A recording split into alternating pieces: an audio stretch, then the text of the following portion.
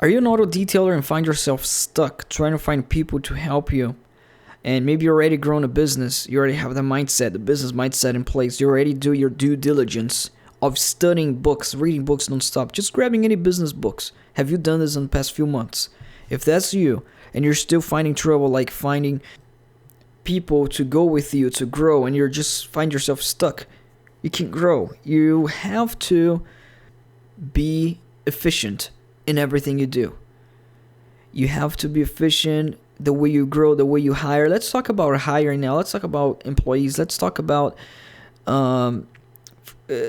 because for you to take the next step of growing an auto detailing business, a mobile detailing business, the next step is you hiring people for you to work with you.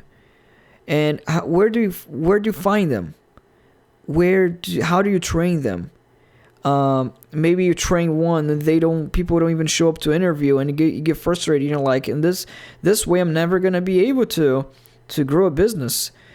And when you do perhaps find somebody, they don't stick with you long, and then the same doubt comes to your mind. Or none of the two. Maybe when you do find somebody, you just don't know how to train them. What do you do for training? Stay with the intro. I'll try to cover this 3 things, guys. It's going to be helpful. If you're a detailer, subscribe to this podcast. There's a lot more business / type of auto detailing podcast out that I will publish. Welcome to the Wings Mobile Detailing Business and Automotive Podcast, the only podcast that will guide you on how to start and grow 6-figure companies. As our team expand from one business location to worldwide domination, you will get step-by-step insights from a millennial franchisor and franchise owner with your host, Andre Mezalira. Business owner, and you have gone through, let's say you're a sole proprietor business owner, and you have gone through troubles, a lot of problems, putting a lot of fires down with clients, some services that you haven't personally done too well with your business, and for you that just drives you crazy. And you want to grow your business, and for you to grow your business, you have to have people to help you, and you start looking for people. Now that's when the real problem begins. That's why they say business fails within the first 5 years.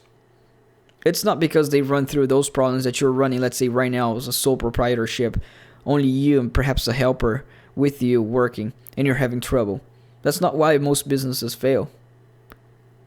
Most businesses fail in the first 5 years because it takes a little bit of time for them they can still grow at the first. They can still profit a lot. They can still control their finances when they're by themselves. They can save a lot of money when they are by themselves. All the profit comes to them.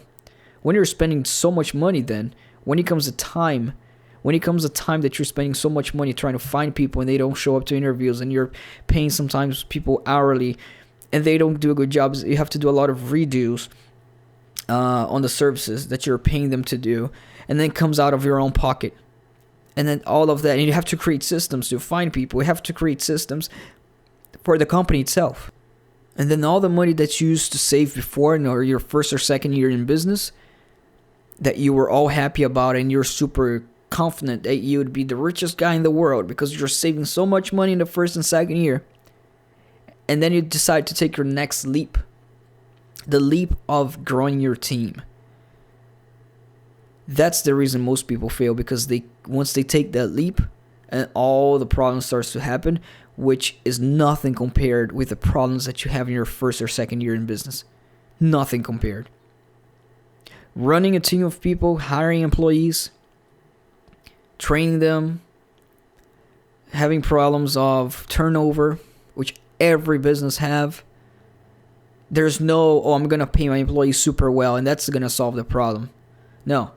People who are inexperienced and they see other business owners, let's say, complaining. You shouldn't even complain as a business owner. As a business owner, as a real entrepreneur, don't complain. They know they take all the responsibility to themselves. But if you're a sole proprietor and you've seen an entrepreneur complaining about the employees, and you try to give them advice, maybe if you do this, you solve that problem. Maybe you're not going to have turnover if you do this or that, if you pay them more. Or if you pay them less, maybe they're not worth of it and you're paying them too much. You have to train them better. You're training them too much. You're spending too much time with them, perhaps. Let's say you gave all those tips to a certain entrepreneur who came to you and complained about those problems. You're wrong. There's no one thing that's going to solve the turnover. You're going to have it in every business. There's no perfect business that everybody wants to work in forever. Sure, you can do things to minimize it.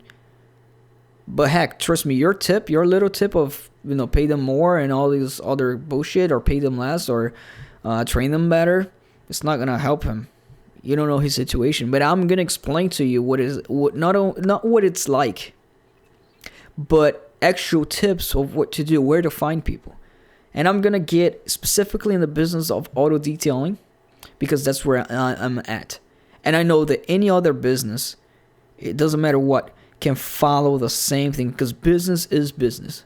If you sell a product, if you sell a service, whatever type of service you sell, business is business. You can apply to it in any business.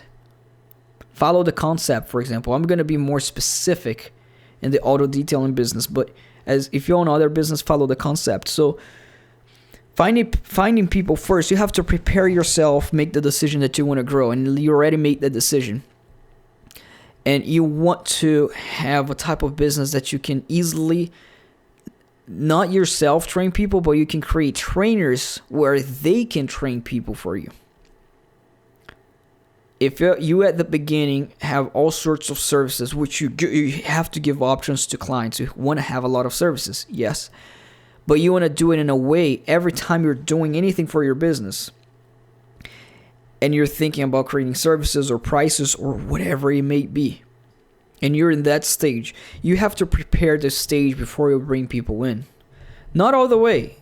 You're still going to have broken floors, but you have to prepare, because if you're going to do an auto detailing business and you're going to work by yourself, and you're doing a paint correction, let's say, such service that requires that you can use a lot of different products in that car, and then a lot of different pads. You can have an arsenal of pads, an arsenal of products to use in different cars. If you're working for yourself, by yourself, or with a helper, that works, because you know where all your product is. You know what you can use for each car. You can make the educated decision right then and there. But if you're growing your business, you have to set up the stage. You have to make everything uniform. I'm going to use this type of product. I'm going to use, for this service, I'm going to use this product and this pad. For this correction service, it's going to cost this much money. You can have some, obviously, wiggle room there to price it. But it's going to cost this much money, and I'm going to use this type of product, and I'm going to do this service. You want to make everything uniform so that when you have somebody training your other employees, you have a trainer for you in the future. Because if you're growing a business, you're not going to be the trainer for everybody. Then that's not really a business. It's still sole proprietorship. If you get yourself stuck, if you put a ceiling to it, then you're pretty much, you won't be able to grow. And you see, if your products and services are uniform, not only uniform, but they are easily teachable. You can use your services to train people, and they can learn, and it's still effective. And that goes a long way. You have to prepare, set it up the stage at the beginning. That's why a lot of people, they go in a business where the business, everything is mounted and ready, and everything's set up. The services, the combination of services, the way to train people. Because but you have to set up the stage this way. And once you have, let's say, services, you don't want, for paint correction, for example, you don't want to have a bunch of pads that you use for compound, and you use different compounding pads for different cars when you feel like it. You don't want to have 20 glass cleaners in your arsenal. Only have one. Why would you have 20? Oh, because if I have 20, I know if the car is in the sun, this one works better. If the car is in the shade, the other one works better. If the window is round, this one works better. It's going to work out perfectly if you're by yourself. But good luck doing that if you're trying to train other people. Set the stage. And guys, finding people, I can never find great people. It's very hard to find great people. I'm not going to say it's easy to find great people, but I'm not going to be a little bitch and complain about, because that's not a job of an entrepreneur. An entrepreneur that wants to set themselves up for failure complain. Because once you complain, it's not like you're not taking responsibility for the things that's happening to you. It happens because of you. That's a Grant Cardone quote. So, first of all, don't complain. Don't say, I cannot find great people. Say, oh, why can't I find great people? What am I doing wrong that I cannot find people?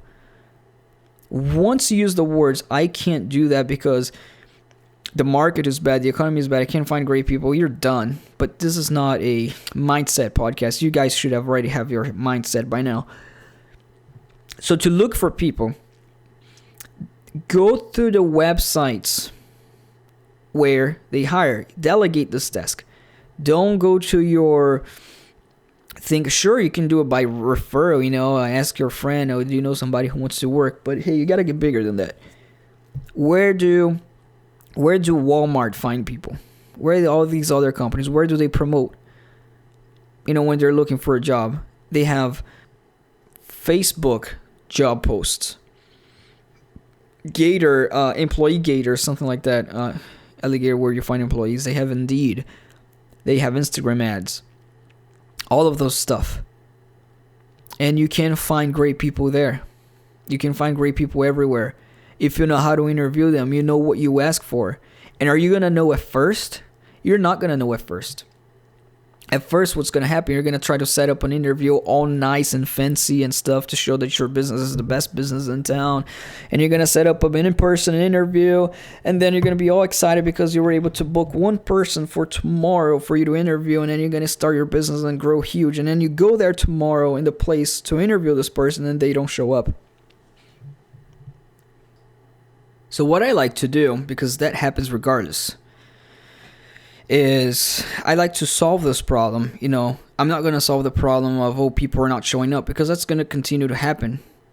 You're not going to change the ethical or morale of any person in the world. How do you be more effective to where you get more people, not more people to show up, but more people to be your employee? What are you doing there? Are you wasting a lot of time by interviewing them by person? Are you not doing a good enough job in the phone at first to interview them to know that type of guy is the guy that's not going to show up? Are you doing that? Are you learning? See, take responsibility to yourself. That's how I do it. You go set up the interview, write the questions that you like to know. There are certain questions that I ask that I can already tell if the person is an excuse maker or not. I don't want any person in my team who is an excuse maker. Because what happens is, there's a lot of traffic. I got here late because there was a lot of traffic. An excuse maker doesn't take responsibility for themselves, and that's the worst person you can have in your team. They messed up on a service on a client's car. They're doing detailing for a client's car, and they messed up on it bad. They didn't clean it well. The client's complaining. Maybe the client is, an asshole. Maybe that is the case. And then you ask an employee, what happened there? It's like, the client this, the client that, this happened, it rained, or whatever. They're gonna give you excuses. So it's not their fault. If it's not their fault, it's gonna happen again. So you're hiring a problem if you're hiring an excuse maker. The way I get out of this, just real quick, is when I'm interviewing somebody, I ask them, hey, when was the last time you were late for something? Because the best way to catch an excuse maker is when they are late. That's the best way. So I tell them that in an interview. I ask them, hey, when was the last time that you were late for your job? And I say, we've all been late. I've been late before. I know you have been late before. Just remember of when the last time that you were late. Just when that happened. Tell me why you were late. You catch an excuse maker right there. If they say, oh, I'm never late, that never happened before, they're probably lying. Or maybe they are not. Maybe they are that ethical. But I highly doubt. If they tell you, which is the worst answer ever, there was a lot of traffic, and my car broke down, and whatever. They make excuse, That's an excuse maker. And you can hear in their voice, depending the way they are saying it. If this person tells you and you ask why they were late, and if they tell you, hey man, I was just late, that's the best answer of them all. I was just late, or like there's no excuse. I was late, or my mistake. I was late. That doesn't usually happen. And it's rare that I hear those answers, but when I hear those answers, I can catch them. They're not an excuse maker. Maybe that's not, you're not too against people who make excuses. I am, so I created this question to find out if people are excuse makers. Now, how do you get people to do show up on an interview, or not show up on an interview, but how do you prevent you from wasting your time? Now, phone interview, you're not wasting a lot of time, because on the phone, they answer. If they don't pick up the phone, you go to the next candidate. And you're going to have a lot of candidates if you just promote your job, that you're hiring somebody. And you write stuff down about your company and whatever. But you have a couple of candidates there. And you start interviewing. Let's say you have, sometimes we get 70 or 80 candidates at once we got. And out of those, 10 answered our phone and was responsible to get back to me. Out of the 10, 5 were good.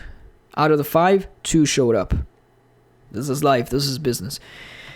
So for you to not waste your time, is the problem was when a lot of people, they set up an in-person interview too early in the game.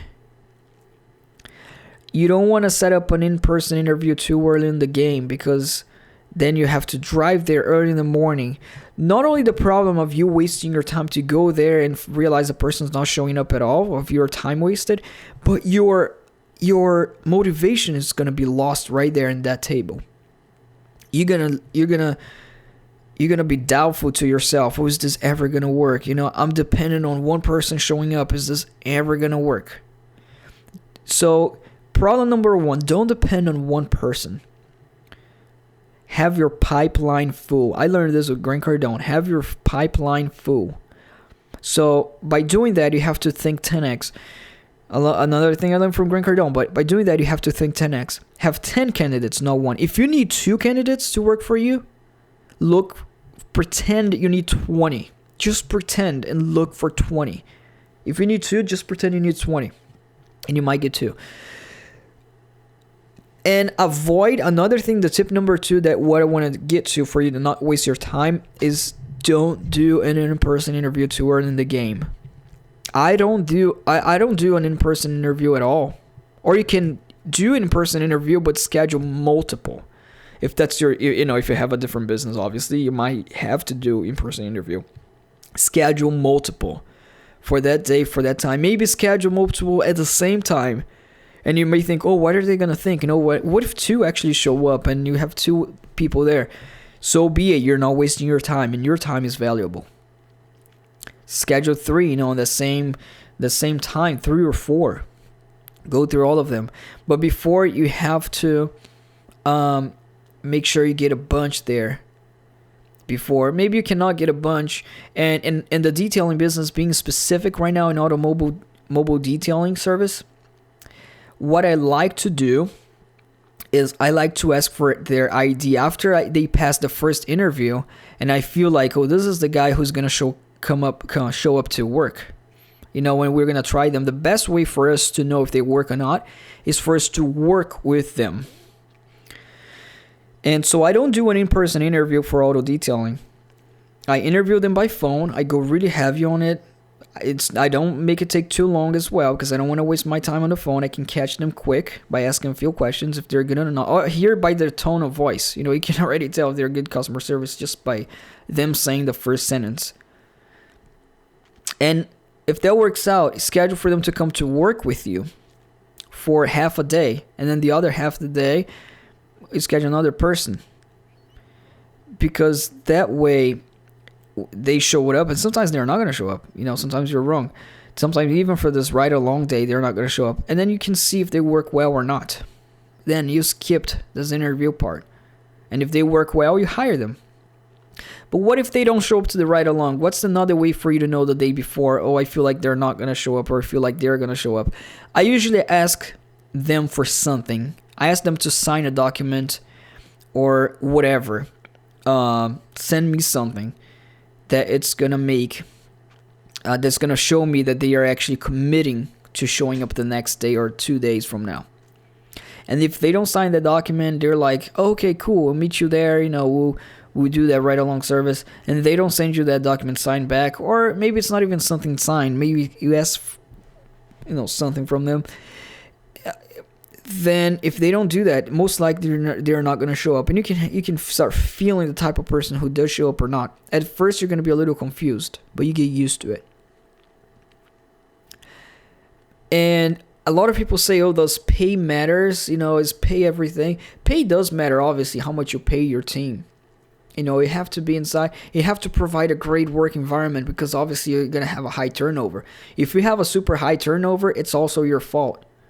If you have a high turnover, it's not because people suck. If you have a high turnover, people stay with you for 1 or 2 weeks and they leave. Let's say there's a lot of businesses who they have people for 1 or 2 weeks and they cannot even go past training and they leave. Everybody leaves.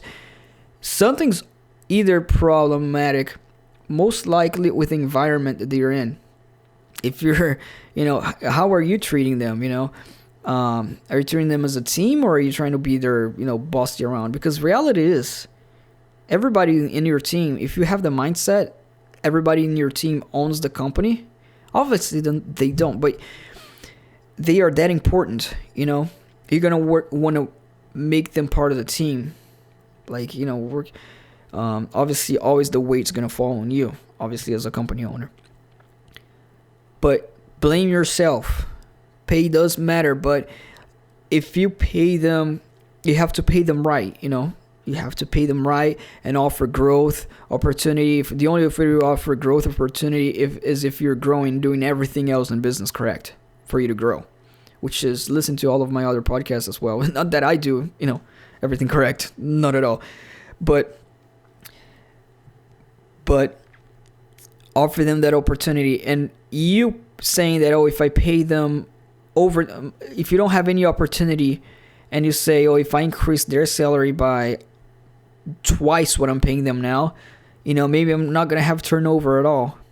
That's such a fallacy. That does not happen. They have turnover on people who earns $200,000, $300,000, $500,000 a year. They have turnover in those type of businesses as well. And employees who work for, let's say, even minimum wage or whatever it may be. They have turnover in every business. The work environment, how you're growing your business, the potential, everything that you're doing is what matters. Pay is a very little percentage of it. It is important, and you got to do it right, but it's a very little percentage of that. And how to train people in a way, that's part of what you would have to create when you're creating your foundation before you make the decision. But you're always going to have to find ways to train people and find a trainer. So let's say at the beginning, if you started small with one guy, you found a really great guy at first, and you train them really well yourself because you want the way it's done yourself. And then you have this guy that you train somebody else. And that's how it is. You're not going to be able to train 3-4 people at once. At first you start step by step. You can create videos. You can create step-by-step documents so they can follow the routine of how each service is done, because it needs to be uniform. You can have one guy do one thing and the other guy do the other things. And some people, getting it in paper is way better. So, hey guys, this is a huge tip right here. This podcast is all about that. Especially if you're in the auto detailing business, try to focus more. Thank you so much. There's a lot more I can cover. It's already 24 minutes. Reach me out on Instagram. Follow Wings Mobile Detailing. Reach out back to me. Send me a message there. And we'll keep in touch, guys. I hope this was helpful for all of you, especially detailers. I really like great detailers out there. I know a lot of them here in Richmond and other places as well. We keep in touch. We try. When I see them growing, I mean, it's like it's so satisfying, And a lot of detailers, they're so nice because they don't see you with oh, you're my competition. You know, we all see, like, we're happy when we see other people grow. And guys, that's why I tell you, reach out to me. I'm not trying to sell you on any crap. If you reach out to me, I'm literally just doing a podcast because I really like doing this. Thank you very much. Leave a 5-star review if you like it. And continue on the energy and working hard, because that's the most fulfilling thing in life.